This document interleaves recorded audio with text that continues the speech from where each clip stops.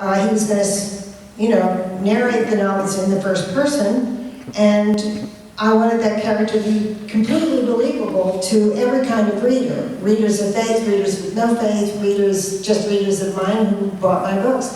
And it was quite an experience writing those books. It was joyful, but it was very, very difficult. And I do not think there'll ever be a third one. I think those two are going to be sort of like a 2-volume work on the private life of the Lord, basically.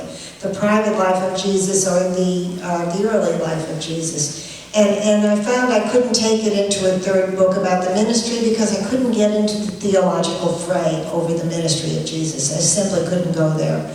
It was just not the place for me to go. But the readership, my readership expanded, and I got many believer readers who embraced those books very generously. And a lot of them had read my other books too, and they had a lot of interesting things to say. I also got some brand new readers who wouldn't think of reading my other stuff, and they were very generous and supported those books. It was a very interesting experience, and just a few days ago, the movie based on Christ the Lord Out of Vision stopped filming, or ended, wrapped, or whatever, in Rome. They just ended the filming of it. So that movie is now done, and they can start working on the editing and so forth and so on. And I think it's going to be an absolutely wonderful movie. It's about Jesus as a child of 7 and 8, and the things that happened to him in the Holy Land at that time, and the world he sees as a child. And a great director is doing it. His name is Cyrus Nowrasteh, and he's done a great film called The Stoning of Soroya M. I don't know how many have seen that film, but it's an absolutely wonderful film. Your question just went out of my head.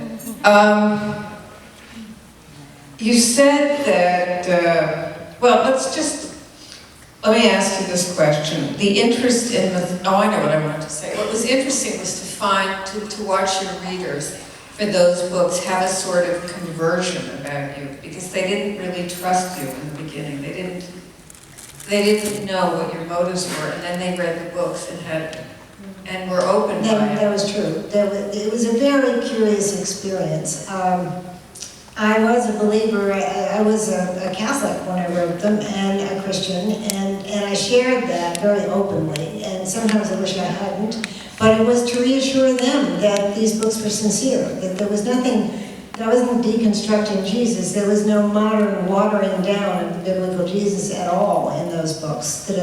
I was trying very hard to embrace the entire biblical picture and make it real, and talk about what it was like day in and day out for the little boy Jesus and the young man Jesus later on. And I think those are two of the best books I've ever been able to put together, really. But they are never going to have maybe the readership that the Vampire Chronicles will have. And there are reasons why, and I understand that, and I accept that. But it was very interesting meeting that entirely new readership. And I met many Christians and even some in religious life who said, we like what you did with Jesus, but we like the vampires better. And that's true. I had a priest friend in Rome, and he said that. He said, I really I miss those characters. And he was sort of telling me in a certain way that I'd been more effective talking about spiritual issues with the vampires maybe than I was in the novels about Christ. I'm looking at this. There's so many other questions that I want to ask you, but I can see that we don't have a lot of time. So let me just say, there was one question I wanted to ask you.